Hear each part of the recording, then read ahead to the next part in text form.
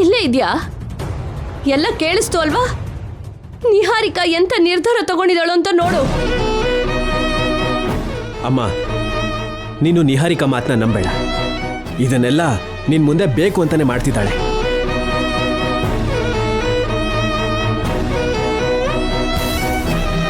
ಇವಾಗ ನಾನ್ ನಿಮ್ಮ ಹತ್ರ ಕೆಲವೊಂದು ವಿಷಯನ ಮಾತಾಡಬೇಕು ಅಂತ ಬಂದಿದ್ದೀನಿ. ನಮ್ಮನ್ನ ನಂಬ್ಕೊಂಡು ಬಂದಿರೋ ಒಂದು ಹೆಣ್ಣಿನ ನೋವು ನಿನಗೆ ನಾಟಕ ತರ ಕಾಣಿಸ್ತೇನೋ? ಹೌದು, ನನಗೆ ನಾಟಕದ ಹಾಗೆ ಕಾಣಿಸ್ತಿದೆ. ದಯವಿಟ್ಟು ನೀವು ನಂಬಕ್ ಹೋಗ್ಬೇಡಿ. ಇವತ್ತು ನಿಹಾರಿಕಾ ಬಗ್ಗೆ, ಕೃಷ್ಣ ಅಣ್ಣನ ಬಗ್ಗೆ ನಿಮ್ಮ ಹತ್ರ ಕೆಲವು ವಿಷಯಗಳನ್ನ ಮಾತಾಡಬೇಕು. ಏನು ಅಂತ ಮಾತಾಡ್ಬೇಕು? ಯಾವಾಗ ನೋಡಿದ್ರು ನೀನು ಅವನಿ ನಿಹಾರಿಕಾ ಬಗ್ಗೆ ಬರೀ ಕೆಟ್ಟದ್ರೆ ಹೇಳ್ತಿರ್ತೀರಾ. ಯಾಕೋ ಅಮಾಯಕಿನ ಹೀಗೆ ಗೋಳು ಕೊಳ್ತಿದ್ದೀರಾ? ಅದಲ್ಲ ಅಪ್ಪ. ನಿನ್ ಬಾಯಿ ಮುಚ್ಚು. ನನ್ನ ಮಾತಾಡೋಕ್ ಬಿಡಲ್ವಾ? ಲೇ,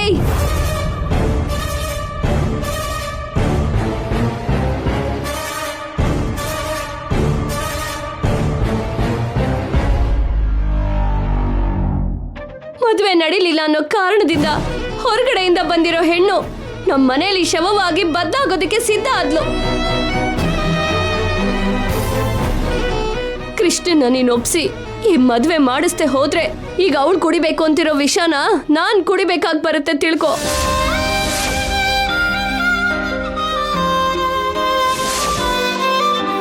ನಿನ್ ಕಾಲ್ ಹಿಡ್ಕೋತೀನಿ ಅಂತ ಇದಕ್ಕೂ ಮುಂಚೆ ಬೇಡ್ಕೊಂಡಿದ್ದೆ. ಆದ್ರೂ ನಿನಗೆ ಕನಿಕರ ಬರ್ತಿಲ್ಲ ಅಲ್ವಾ? 2 ದಿನದಲ್ಲಿ ನಿನ್ ಕೃಷ್ಣನ್ ಮನ್ಸು ಬದಲಾಯಿಸು, ಮನೇಲಿ ಶುಭ ಕಾರ್ಯ ನಡೆಸು. ನಾವು ಆಜ್ಞೆ ಮಾಡೋ ಪರಿಸ್ಥಿತಿಲಿಲ್ಲ, ಕೇಳ್ಕೊಳ್ಳೋ ಪರಿಸ್ಥಿತಿಲಿದೀವಿ ಅಷ್ಟೇ. ಮನೆ ಮರ್ಯಾದೆನ, ಒಂದು ಪ್ರಾಣನ ಕಾಪಾಡಮ್ಮ.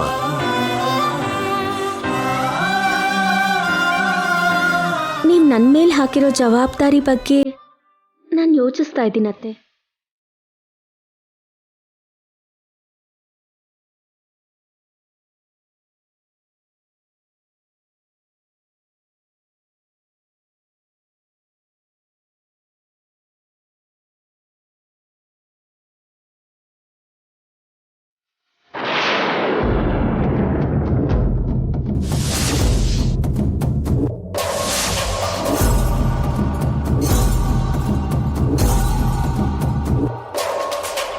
ಆಹಾ, ಈ ಸೀನ್ಗೆ ನಿಹಾರಿಕಾ ಪೂರ್ತಿಯಾಗಿ ನ್ಯಾಯ ಒದಗಿಸಿದ್ಲು.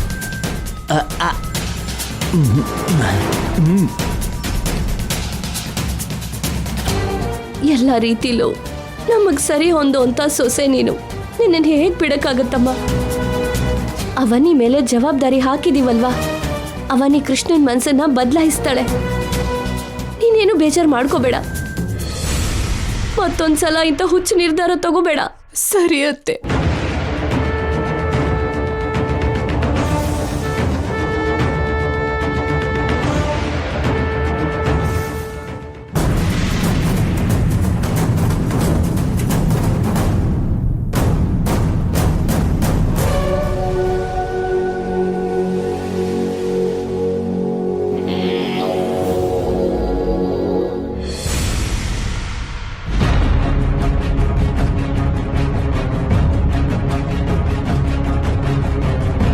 ನಿಜ ಹೇಳೋಣ ಅಂತ ನೀ ಹೊರಟೆ. ಅವಳ ಆತ್ಮಹತ್ಯೆ ಡ್ರಾಮಾಯಿಂದ ನಿಜ ಹೊರಗಡೆ ಬರ್ತಾ ಹಾಗೆ ಏನ್ ಮಾಡಿದ್ಲು ಅಂತ ನೋಡಿದ್ಯಾ ಬಾವ? ನಿಜ ಹೇಳಲಿಲ್ಲ ಅಂದ್ರೆ ಕೆಟ್ಟವರಾಗ್ತೀವಿ ಅಂತ ನೀನು ಅಕ್ಕ ಅಂದ್ರಿ. ನಿಜ ಹೇಳಿದ್ರೆ ಕೆಟ್ಟವಳಾಗೋ ಪರಿಸ್ಥಿತಿ ಕಾಣಿಸ್ತಾ ಇದೆ. ಎಲ್ರೂ ಬೇಕು ಅನ್ನೋ ಬಂಧದಲ್ಲಿ ನಾವು ಉಳ್ಕೊಂಡಿದೀವಿ, ಒಂದ್ ಇಕ್ಕಟ್ಟಿನಲ್ಲಿ ಸಿಕ್ಕಾಕೊಂಡಿದೀವಿ. ಅದಕ್ಕೆ ನಿಹಾರಿಕಾ ಹಾಗೆ ದಬಾಯಿಸೋಕ್ಕಾಗಲ್ಲ, ಕ್ಷಣ ಕ್ಷಣಕ್ಕೂ ಬದಲಾಗೋಕ್ಕಾಗಲ್ಲ, ಮಾತನ್ನ ಬದಲಾಯಿಸೋಕ್ಕಾಗಲ್ಲ. ಇದೆಲ್ಲ ನಮ್ಮ ಕೈಲಿ ಆಗಲ್ಲ ಬಾವ. ನಿಹಾರಿಕಾ ಮಾತ್ರ ಸಲೀಸಾಗಿ ಮೋಸ ಮಾಡಿ ನಾವು ಮೌನವಾಗಿರೋ ಹಾಗೆ ಮಾಡ್ತಿದ್ದಾಳೆ. ಒಳ್ಳೆಯವರಿಗೆ ಏನೇ ಅಂತಿದ್ರು ಮೌನವಾಗಿರ್ತಾರೆ ಅಲ್ವಾ ಅಂತ ಮಿತಿ ಮೀರಬಾರ್ದು. ಯಾಕೆ ಅಂದ್ರೆ ಅಂದವಾಗಿರೋ ಕನ್ನಡಿ ಕೂಡ ಒಡೆದ್ರೆ ಚೂಪಾದ ಆಯುಧವಾಗಿ ಬದಲಾಗತ್ತೆ. ಅದು ನಿಹಾರಿಕಾಗೆ ಸದ್ಯದಲ್ಲೇ ಗೊತ್ತಾಗತ್ತೆ. ಅತ್ತೆ ಮಾವ ಸ್ವತಃ ಅವರಿಬ್ರು ಮಾಯ ಬಗ್ಗೆ ತಿಳ್ಕೊಳ್ಳೋದಕ್ಕಾಗಲ್ಲ. ಹೋಗ್ಲಿ, ನಾವು ಹೇಳೋಣ ಅಂದ್ರೆ ಕೇಳಲ್ಲ. ಯಾಕೆ ಅಂದ್ರೆ ಅವರನ್ನೇ ಹೆಚ್ಚಾಗಿ ನಂಬ್ತಾ ಇದ್ದಾರೆ. ಅದಕ್ಕೆ ಅಂತಾರೆ ಬಾವ, ವಾಸ್ತವವಾದಿ ಲೋಕ ವಿರೋಧಿ ಅಂತ. ನಿಜವಾಗ್ಲೂ ನಿಜಕ್ಕಿರೋ ಶಕ್ತಿ ತುಂಬಾನೇ ಕಡಿಮೆ, ಸುಳ್ಳಿಗಿರೋ ಶಕ್ತಿ ತುಂಬಾನೇ ಜಾಸ್ತಿ. ಅಮ್ಮನಿಗೆ ಏನಾಗುತ್ತೋ ಅಂತ ಒಂದು ಕ್ಷಣ ಯೋಚನೆ ಮಾಡಿದೆ. ನನ್ನ ಕೈ ಹಿಡಿದು ನನ್ನ ತಡೆದಿದ್ದಕ್ಕೆ ನಾನು ಸುಮ್ಮನೆ ಆದೆ ಅವನಿ. ಇಲ್ಲ ಅಂದಿದ್ರೆ ಇವತ್ತು ಪರಿಸ್ಥಿತಿ ತುಂಬಾನೇ ಕೆಟ್ಟದಾಗಿರ್ತಿತ್ತು. ಅತ್ತೆ ಮಾತಿಗೂ ಹಾಗೆ ಬೇಡ್ಕೊಂತಿದ್ರೆ ಏನ್ ಮಾಡ್ಬೇಕೋ ಏನ್ ಹೇಳ್ಬೇಕೋ ನನಗಂತೂ ಅರ್ಥ ಆಗ್ತಿಲ್ಲ ಬಾವ. ಅವನಿ, ನಿನ್ನ ಪ್ರಯತ್ನ ನೀನು ಮಾಡು. ನನ್ನಿಂದ ನಿನಗೇನು ಸಪೋರ್ಟ್ ಬೇಕೋ ಕೇಳು. ಮಾಡೋದಕ್ಕೆ ನಾನು ಯಾವಾಗಲೂ ಸಿದ್ಧವಾಗಿರ್ತೀನಿ. ನಿನಗೆ ಯಾವುದೇ ತೊಂದರೆ ಬರದ ಹಾಗೆ ನಾನು ನೋಡ್ಕೋತೀನಿ ಅವನಿ. ಕೃಷ್ಣ ಕೃಷ್ಣ ಕೃಷ್ಣ ಕೃಷ್ಣ, ಇಲ್ಲಿದ್ದೀನಿ.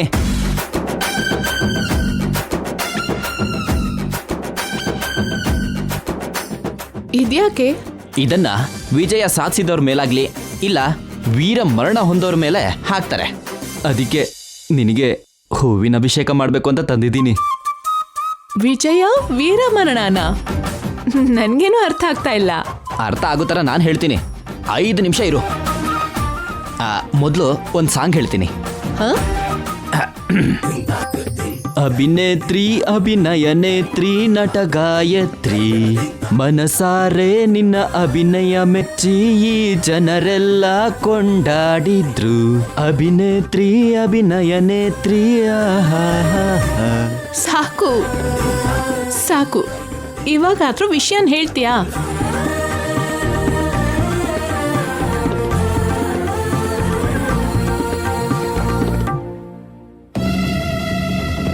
ಡಾರ್ಲಿಂಗ್ ಬಂಗಾರ, ಮುದ್ದು ಚಿನ್ನ, ನೀನ್ ಸಾಧಿಸಿರೋದು ಚಿಕ್ಕ ವಿಷಯ ಅಲ್ಲ, ಅದ್ಭುತ, ಮಹಾ ಅದ್ಭುತ. ಅಪ್ಪ ಅಮ್ಮನ ಮುಂದೆ ನೀನ್ ಮಾಡಿರೋ ಪರ್ಫಾರ್ಮೆನ್ಸನ್ನೆಲ್ಲ ನಾನು ನೋಡಿದೆ. ಬಾಬಾ ಬಾಬಾ, ತುಂಬಾ ರಿಯಾಲಿಸ್ಟಿಕ್ ಆಗಿತ್ತು, ಸಾಕಾದಾಗ ಮಾಡಿದೆ. ಇಲ್ಲೋಡು, ನಮ್ಮ ಇಂಡಸ್ಟ್ರಿಗೆ ನಿನ್ನಂತವರೇ ಬೇಕು.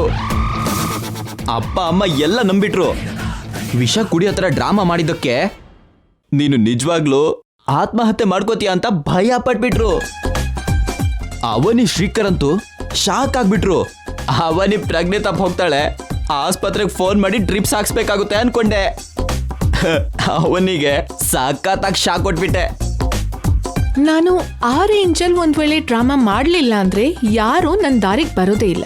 ಅದಕ್ಕೆ ಅದೆಲ್ಲ ಮಾಡ್ಬೇಕಾಯ್ತು. ಅದು ಅಲ್ಲದೆ ಅವ್ರು ನಮ್ಮ ಬಗ್ಗೆ ನಿಜ ಹೇಳ್ಬಾರ್ದು ಅಂದ್ರೆ ಆ ರೀತಿಯಲ್ಲಿ ಲಾಕ್ ಮಾಡದೆ ಹೋದ್ರೆ ಆಗಲ್ಲ. ಅದಕ್ಕೆ ಸೆಂಟಿಮೆಂಟ್ಸ್ಗೆ ಬೆಲೆ ಕೊಡೋರ್ ಹತ್ರ ಅಂಥ ಡ್ರಾಮಾಗಳೇ ವರ್ಕೌಟ್ ಆಗತ್ತೆ ಅಂತ ಆ ದಾರಿನ ಚೂಸ್ ಮಾಡ್ಕೊಂಡೆ. ನಾನ್ ಹಾಕಿದ ಬಾಲ್ಗೆ ವಿಕೆಟ್ ಬಿತ್ತು. ಒಟ್ನಲ್ಲಿ ನನ್ನ ಸಿಕ್ಕಾಕ್ಸಿರೋ ಅವನಿಗೆ ನೀನು ರಿವರ್ಸ್ ಆಗಿ ಸಿಕ್ಕಾಕ್ಸ್ಬಿಟ್ಟೆ. ಏಟಿಗೆ ಎದುರೇಟ್ ಕೊಟ್ಬಿಟ್ಟೆ.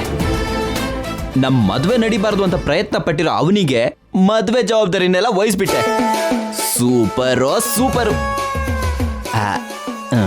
ನಿಹಾ, ಮತ್ತೆ ಇದೇ ಖುಷಿಗೆ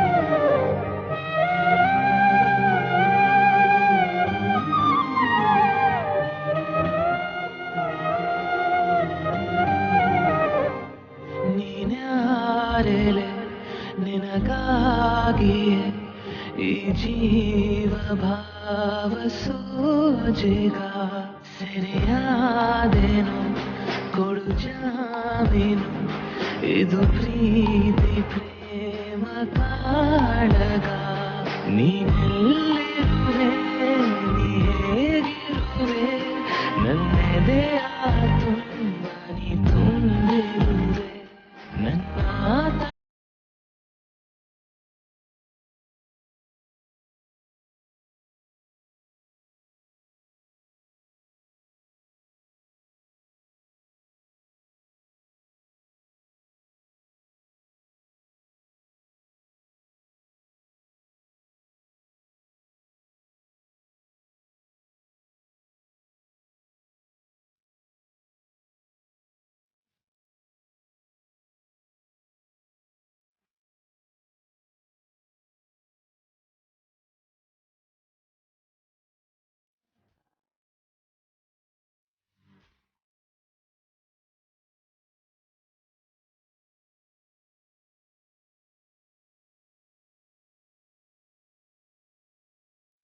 ನಿಹಾರಿಕಾ, ಅಮ್ಮ ನಿಹಾರಿಕಾ. ಹಾ ಬರ್ತಿದ್ದೀನಿ ಅತ್ತೆ. ನಿಹಾ ನಿಹಾ ಒಂದ್ ನಿಮಿಷ ನಿಹಾ. ಥು, ಕೈಗೆ ಬಂದಿರೋ ಬಿರಿಯಾನಿ ಬಾಯಿಗೆ ಬರ್ದೆ ಹೋಯ್ತು.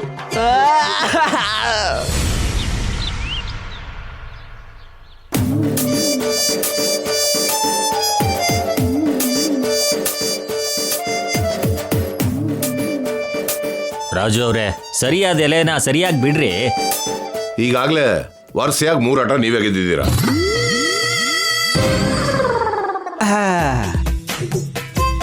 ಕಿಂಗ್ ಬಂದಿದೆ. ಈ ಕಿಂಗ್ ಆಟ ಮುಗೀತು. ಈ ಆಟ ಕೂಡ ನಂದೇ ಶೋ. ನೀನೊಬ್ಬನ ಆಟ ಮಾತ್ರ ಅಲ್ಲಪ್ಪ, ನಿಮ್ಮೆಲ್ರ ಆಟನೂ ಮುಗೀತು. ಯಾರದು? ಓಡ್ರಪ್ಪ.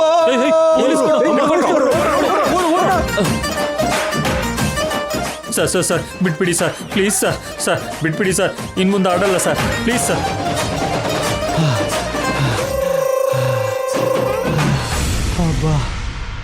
ಹಬ್ಬ, ನಾನ್ ಸಿಕ್ಕಾಕೊಳ್ಳಿಲ್ಲ.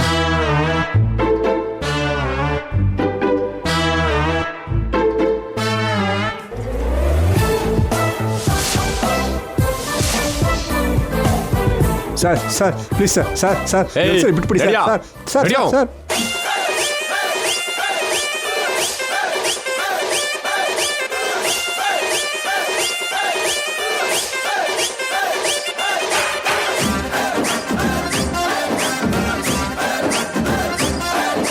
ಇದೇನು ಅವಾಗಿಂದ ಇಲ್ಲೇ ಇದ್ದೀನಿ, ಯಾರೋ ನನ್ನನ್ನು ಹಿಡ್ಕೊಂಡ್ ಹಾಗೆ ಅನ್ನಿಸ್ತಿದ್ಯಲ್ಲ.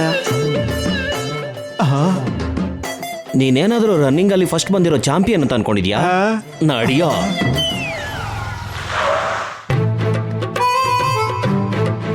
ಏಯ್ ಇಳಿರೋ. ಬಿಟ್ಬಿಡಿ ಸರ್ ಪ್ಲೀಸ್. ನಡಿಯೋ ಸರ್. ನಡಿಯೋ ಸರ್ ಪ್ಲೀಸ್ ಸರ್. ನಡಿ ಸರ್ ನಡಿಯೋ. ಸರ್ ಬಿಟ್ಬಿಡಿ ಸರ್ ಪ್ಲೀಸ್ ಸರ್. ನಡಿಯಯ್ಯ ಒಳಗಡೆ ನಡಿಯೋ. Sir please sir. SI sir, ಹೊರಗಡೆ ನೋಡ್ಕೋತೀನಿ, ಬಿಟ್ಬಿಡಿ ಸರ್ ಪ್ಲೀಸ್ ಸರ್. ಜಾಸ್ತಿ ಮಾತಾಡ್ದೆ ಎಲ್ರೂ ಬಾಯಿ ಮುಚ್ಕೊಂಡು ಕೂತ್ಕೋಬೇಕು. ಹೇಳಿದ್ ಮಾಡ್ರೋ. ಕೆಲ್ಸ ಕಾರ್ಯ ಇಲ್ವೇನ್ರೋ ನಿಮ್ಗೆ? ಈ ಸ್ವೀಟ್ ಆಡ್ತಿರಲ್ಲ, ಎಷ್ಟು ಸಲ ಹೇಳ್ಬೇಕ್ರೋ ನಿಮ್ಗೆ? ಸರ್ ತಪ್ಪಾಗೋಯ್ತು, ಫೈನ್ ಕಟ್ಸ್ಕೊಂಡು ಬಿಟ್ಬಿಡಿ. ಆಗಲ್ಲ, ಎಲ್ರೂ ಕೋರ್ಟ್ಗೆ ಬರಲೇಬೇಕು. ಜಡ್ಜ್ ಅವರು ಶಿಕ್ಷೆ ಕೊಟ್ರೆ ಅನುಭವಿಸ್ಬೇಕು. ಒಂದ್ ವೇಳೆ ಫೈನ್ ಹಾಕಿದ್ರೆ ಫೈನ್ ಕೂಡ ಅಲ್ಲೇ ಕಟ್ಟಬೇಕು. ಸರ್ ಇವರೆಲ್ಲರ ವಿಷಯ ಬೇರೆ, ನನ್ನ ವಿಷಯ ಬೇರೆ ಸರ್. ಓಹೋ, ನೀನೇನ್ ಸ್ಪೆಷಲ್ಲಾ? ಮೇಲಿಂದ ಇಳಿದು ಬಂದಿದ್ಯಾ? ನನ್ನ ಯಾರು ಅನ್ಕೊಂಡಿದ್ದೀರಾ ಸರ್? ರಾಜು, ಪೃಥ್ವಿರಾಜು. ವೇದವತಿ ಅವ್ರ ಕುಟುಂಬಕ್ಕೆ ಏಕೈಕ ಮನೆ ಅಳಿಯ ನಾನು. ನಾನೇನಾದ್ರೂ ಒಂದು ಫೋನ್ ಮಾಡಿದೆ ಅಂದ್ರೆ ನನ್ನ ಅತ್ತೆ ಮಾವ, ಹೆಂಡತಿ ಮಗಳು, ನನ್ನ ಬಾಮೈದ ಎಲ್ಲರೂ ಬಂದು ಸ್ಟೇಷನ್ ಮೇಲೆ ದಾಳಿ ಮಾಡ್ತಾರೆ. 5 ನಿಮಿಷದಲ್ಲಿ ಬಂದು ನನ್ನ ಇಲ್ಲಿಂದ ಕರ್ಕೊಂಡು ಹೋಗ್ತಾರೆ. ಪೃಥ್ವಿರಾಜು ಅಂದ್ರೆ ತಮಾಷೆ ಮಾಡೋ ಮನುಷ್ಯ ಅನ್ಕೊಂಡಿದ್ದೀರಾ? ಅಷ್ಟು ಜನ ಕೂಡ ಅಗತ್ಯ ಇಲ್ಲ ಸರ್. ನನ್ನ ಹೆಂಡತಿ ಒಬ್ಳು ಸಾಕು ನಿಮ್ಮೆಲ್ಲರ ವಿಷಯನೂ ನೋಡ್ಕೊಳ್ಳೋದಕ್ಕೆ, ನನ್ನ ಹೊರಗಡೆ ಕರ್ಕೊಂಡು ಹೋಗೋದಕ್ಕೆ. ಹೌದಾ? ಹಾಗಾದ್ರೆ ಅವ್ರಿಗೆ ಫೋನ್ ಮಾಡು. ಹೇಗ್ ಬಂದು ಕರ್ಕೊಂಡು ಹೋಗ್ತಾರೋ ನಾನು ನೋಡ್ತೀನಿ.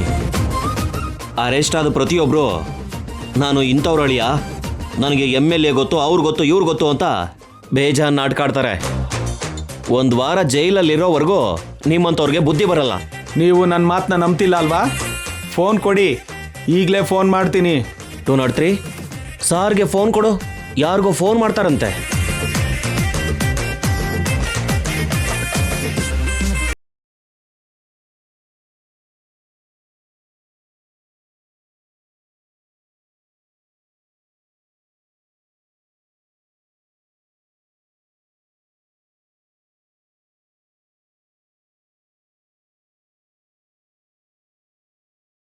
ಏನು ಯೋಚನೆ ಮಾಡ್ತಿದೀಯಾ? ಒಂದ್ಸಲ ನಮ್ಮ ಕುಲಗುರುಗಳ ಹತ್ರ ಹೋಗಿ ಬರೋಣ ಅನ್ನಿಸ್ತಾ ಇದೆ ಬಾವ. ಏನಕ್ಕೆ? ಪರಿಸ್ಥಿತಿ ಕೈ ಮೀರಿ ಹೋಗ್ತಿದೆ ಅಂತ ಹೇಳಿ ನಿಹಾರಿಕಾ ಎಂತವಳು ಅಂತ ಗುರುಗಳ ಹತ್ರ ಹೇಳ್ಕೊಂಡ್ರೆ ನಮ್ಗೇನಾದ್ರೂ ಪರಿಹಾರ ಸಿಗ್ಬೋದು ಬಾವ. 15ನೇ ತಾರೀಕು ತನಕ ಮೌನ ದೀಕ್ಷೆಯಲ್ಲೇ ಇರ್ತಾರೆ ಅಂತ ಹೇಳಿದ್ರು ಅಲ್ವಾ? ಈ ಸಮಯದಲ್ಲಿ ನೀನು ಹೋಗೋದ್ರಿಂದ ಏನು ಉಪಯೋಗ ಇಲ್ಲ. ಜೊತೆಗೆ ನೀನೊಬ್ಳೆ ಹೋಗಿದ್ಯಾ ಅಂತ ನಿಹಾರಿಕಾ ಗೊತ್ತಾಯ್ತು ಅಂದ್ರೆ ನಿನ್ನ ಬಗ್ಗೆ ಕೆಟ್ಟದಾಗಿ ಮಾತಾಡೋದಕ್ಕೆ ಕಾಯ್ತಿರ್ತಾಳೆ.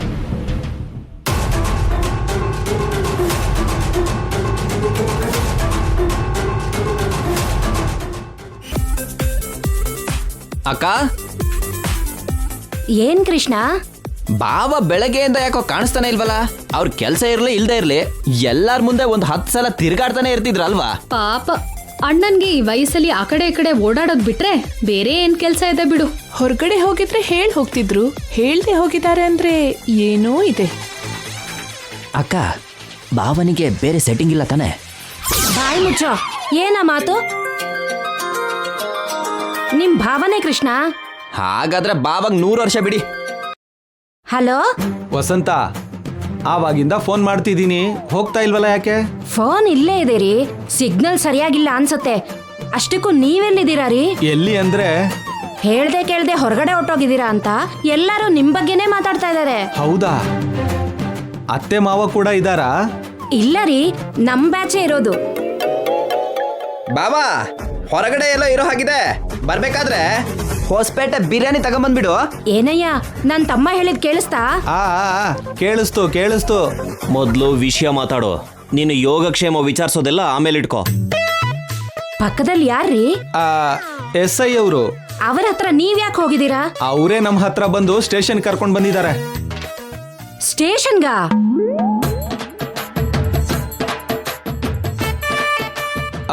ನಾನ್ ಫ್ರೆಂಡ್ಸ್ ಜೊತೆ ಆಟ ಆಡ್ತಿದ್ರೆ ಅವರೇ ಕರ್ಕೊಂಡು ಬಂದ್ಬಿಟ್ರು. ಏನ್ ಆಟ ಆಡಿದ್ರಿ? ಏನ್ ಆಟ ಅಂದ್ರೆ? ಹಲೋ SI ಅವ್ರೆ, ನನ್ ಗಂಡ ಫ್ರೆಂಡ್ಸ್ ಜೊತೆ ಆಟ ಆಡ್ಕೊಳ್ಳೋದು ತಪ್ಪೇನಾ? ಯಾಕೆ ಸ್ಟೇಷನ್ಗೆ ಕರ್ಕೊಂಡು ಹೋದ್ರಿ? ನಿನ್ ಗಂಡ ಆಡಿದ್ದು ಕ್ರಿಕೆಟೋ, ಕೇರಮೋ, ಚೆಸ್ಸೋ ಅಲ್ಲಮ್ಮ, ಮತ್ತೆ ಈ ಸ್ವೀಟು.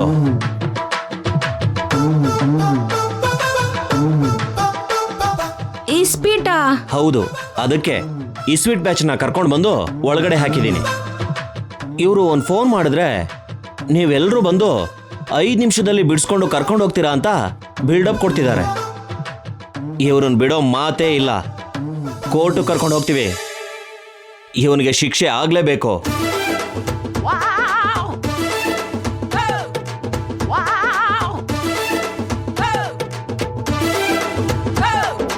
ವಸಂತ, ಬುದ್ಧಿ ಇದೆಯಾ ನಿನಗೆ? ಬೆಳಗ್ಗೆನೆ ಏನೋ ಕಿತ್ತಾಕೋ ಕೆಲಸ ಇರೋ ಹಾಗೆ ಹೋದೆ, ಇಸ್ಪೀಟ್ ಆಡಕ್ಕ? ವಸಂತ, ಮನೆಗೆ ಬಂದ್ಮೇಲೆ ಹೊಡಿತೀಯೋ ಬೈತೀಯೋ ನಿನ್ನಿಷ್ಟ. ಮೊದಲು ನನ್ನನ್ನು ಇಲ್ಲಿಂದ ಹೊರಗೆ ಕರ್ಕೊಂಡು ಹೋಗು. ಪೃಥ್ವಿರಾಜು ಪೊಲೀಸ್ ಸ್ಟೇಷನ್ ಅಲ್ಲಿ ಇದ್ದಾನೆ ಅಂತ ನನ್ನ ಫ್ಯಾನ್ಸಿಗೆ ಗೊತ್ತಾದ್ರೆ ಅವ್ರು ಹರ್ಟ್ ಆಗ್ತಾರೆ. ನಿನ್ ಮುಖಕ್ಕೆ ಫ್ಯಾನ್ಸ್ ಬೇರೆ. ಇಡು ಫೋನು.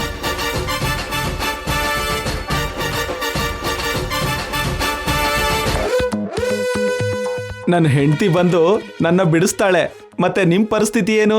ಇಲ್ಲಿ ತನಕ ಯಾರು ಬಂದಿಲ್ಲ. ಆಟ ಅಂದ್ರೆ ಕ್ರಿಕೆಟೋ ಫುಟ್ಬಾಲೋ ಆಡ್ಬೇಕು. ಜೂಜೆಲ್ಲ ಒಂದು ಆಟನೇನ್ರಿ? ಏನೋ ಸುಮ್ನೆ ಹಾಗೆ ಹೋಗಿರ್ಬೋದು. ಸಮಯಕ್ಕೆ ಅಮ್ಮ ಅಪ್ಪನೂ ಮನೆಯಲ್ಲಿಲ್ಲ. ಕೃಷ್ಣ, ನೀನೇ ಹೋಗಿ ನಿಮ್ ಭಾವನ್ ಬಿಡಿಸ್ಕೊಂಬಾರೋ. ಯಪ್ಪ, ನಾನಾ? ಅಕ್ಕ, ಇಲ್ಲಿವರೆಗೂ ನಾನು ಪೊಲೀಸ್ ಸ್ಟೇಷನ್ ಬೋರ್ಡ್ ಕೂಡ ನೋಡಿಲ್ಲ. ನಾನು ಹೇಗೆ ಹೋಗಕ್ಕಾಗುತ್ತಕ್ಕ? ಅದು ಅಲ್ಲದೆ ಸದ್ಯದಲ್ಲಿ ಮದುವೆ ಬೇರೆ ಆಗೋನ್ ನಾನು. ಈ ಟೈಮಲ್ಲಿ ನಾನು ಸ್ಟೇಷನ್ಗೆ ಹೋಗಿದ್ದೆ ಅಂತ ಗೊತ್ತಾದ್ರೆ ಹೊರಗಡೆ ಜನ ತಪ್ಪಾಗಿ ತಿಳ್ಕೊಳಲ್ವಾ ಹೇಳು? ಅದು ನಿಜಾನೇ ವಸಂತ ಅವ್ರೆ. ಒಂದ್ಸಲ ರಾಧಾಕೃಷ್ಣ ಅವ್ರಿಗೆ ಫೋನ್ ಮಾಡಿ. ಹೌದೌದು, ಅಣ್ಣನೇ ಇದು ಕರೆಕ್ಟು. ಹಲೋ ಹಲೋ, ಹೇಳಕ್ಕ. ರಾಧಾ, ಭಾವನ್ನ ಪೊಲೀಸ್ ಅರೆಸ್ಟ್ ಮಾಡಿದ್ದಾರೆ ಕಣೋ. ಯಾಕೆ? ಈ ಸ್ಪೀಟ್ ಆಡ್ತಾ ಸಿಕ್ಕಾಕೊಂಡ್ರಂತೆ. ನೀನ್ ಬೇಗ ಹೋಗಿ ಭಾವನ್ ಬಿಡಿಸ್ಕೊಂಡ್ ಬಾರೋ. ಭಾವ ಏನ್ ರೈಲ್ವೆ ಸ್ಟೇಷನ್ ಇದಾನ? ಹೋಗಿ ಕರ್ಕೊಂಡ್ ಬರೋದಕ್ಕೆ? ಮನೇಲಿ ಕೆಲಸ ಕಾರ್ಯ ಇಲ್ಲ ಅಂದ್ರೆ ಒಂದ್ ಮೂಲೆಯಲ್ಲಿ ಕುತ್ಕೊಳ್ಳೋದ್ ಬಿಟ್ಟು ಇಸ್ಪೀಟ್ ಆಡೋದಕ್ಕೆ ಯಾಕೆ ಹೋಗಿದ್ರು? ನಾನು ವರ್ಕ್ ಬ್ಯುಸಿಲಿದ್ದೀನಿ, ನನ್ನಿಂದ ಆಗಲ್ಲ, ನೀವೇ ನೋಡ್ಕೊಳ್ಳಿ.